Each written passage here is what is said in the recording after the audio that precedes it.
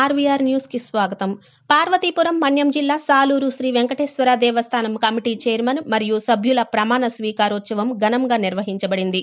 నూతన committee chairman గా Nagole Tataji, vice chairman గా కాళ్ల లక్ష్మీకాంతంతో పాటు 6 సభ్యులచే మంత్రి గుమ్మడి సంధ్యారాణి ప్రమాణ స్వీకారం చేయించారు.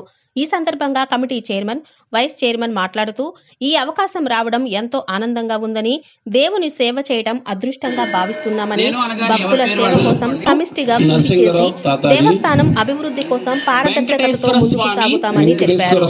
ఆలయ ధర్మకర్తగా నిర్మించబడినందున నా విద్యుత్ ధర్మమును యోగ్యముగా నమ్మకముగాను భక్తి శ్రద్ధలతో శక్తి వంచన లేకుండా న్యాయ దృష్టితోనూ జ్ఞాన విధేయముగాను అభిమానముతోను రాగద్వేషాలకు అతీతముగా సంస్థ యొక్క శ్రేయస్సు దృష్ట్యా నిర్వహించగలవాడనని మరియు చేస్తున్న అదృష్టం మన సాలూరులో ఉండేటువంటి శ్యామలాంబ గ్రామదేవత పండగని అత్యద్భుతంగా, చాలా ఆనందంగా, ఎంతో ఉత్సాహంగా పాల్గొని అది విజయవంతంగా చేసినందుకు కూడా చాలా సంతోషంగా ఉంది.